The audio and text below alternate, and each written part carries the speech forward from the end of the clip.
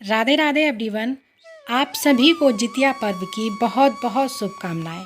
आज की वीडियो में मैं आपको जितिया व्रत की बहुत ही सरल पूजा विधि बताऊंगी। जितिया व्रत हर साल आश्विन मास की कृष्ण पक्ष की अष्टमी तिथि को किया जाता है।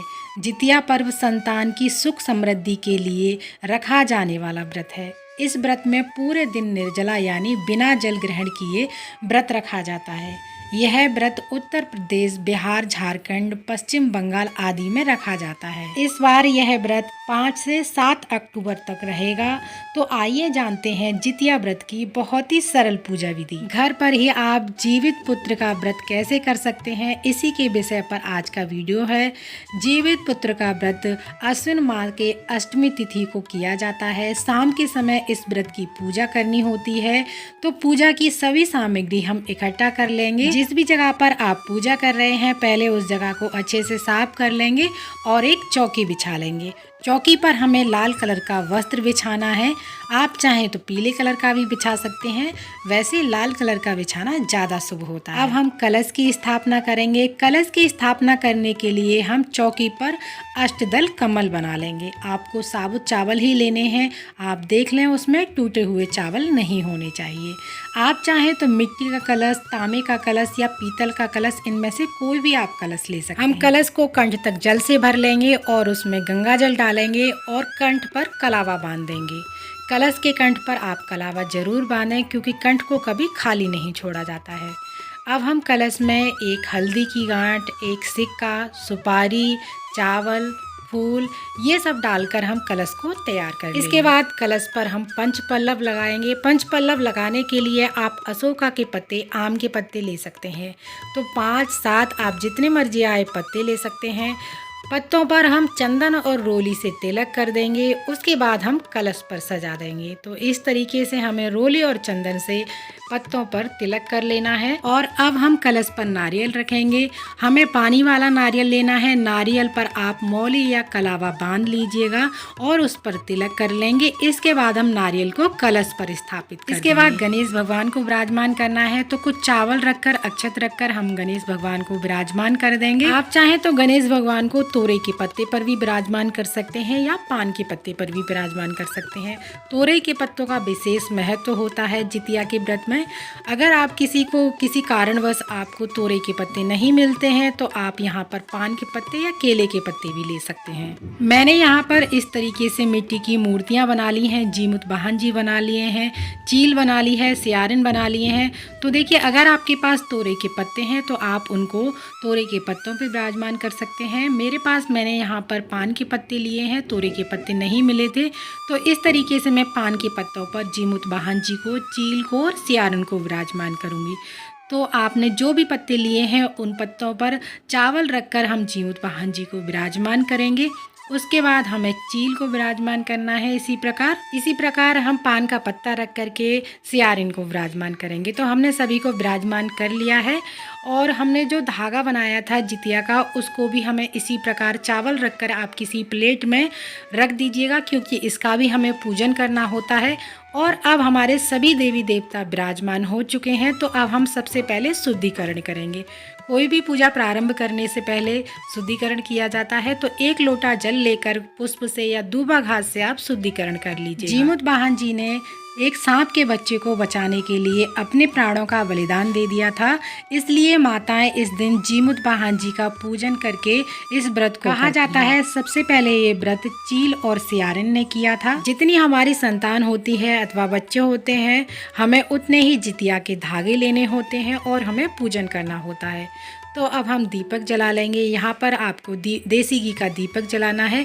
कोई भी पूजा प्रारंभ करने से पहले दीपक जलाया जाता है क्योंकि दीपक हमारी पूजा का साक्षी होता है। तो दिया जलाने के बाद हम सभी को वस्त्र स्वरूपी कलावा यानी मौली समर्पित कर देंगे। गणेश भगवान को, जीवित वाहन जी को और चील को, सियारन को, सभी को हमें यहाँ पर कलावा समर्पित कर देना है। इसी प्रकार दीपक को भी कलावा समर्पित करेंगे, कलश को भी कलावा समर्पित करेंगे और गणेश भगवान को हम जनेऊ समर्पित समर्पित करेंगे।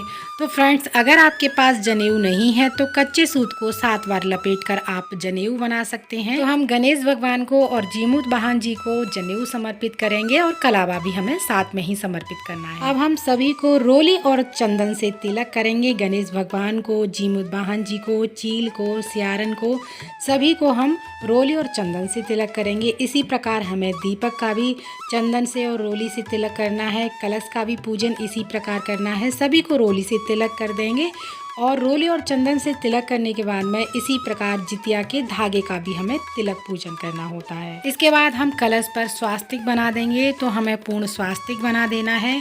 अब हम सभी को अक्षत समर्पित करेंगे। पूजा के लिए साबुत अक्षत लेने हैं। सभी को फूल समर्पित करेंगे। तो जो भी आपको पूजा में फूल मिल जाए, पूजा के लिए फूल मिल जाए, वो आप फूल समर्पित कर सकते हैं। गणेश भगवान को फूल समर्पित करेंगे, जीमूत वाहन जी को फूल समर्पित करेंगे, चील को, सियारन को, दीपक को, कलश को, सभी को हम इसी प्रकार फूल समर्पित कर देंगे। इसके बाद हमें खिलौने समर्पित करने हैं।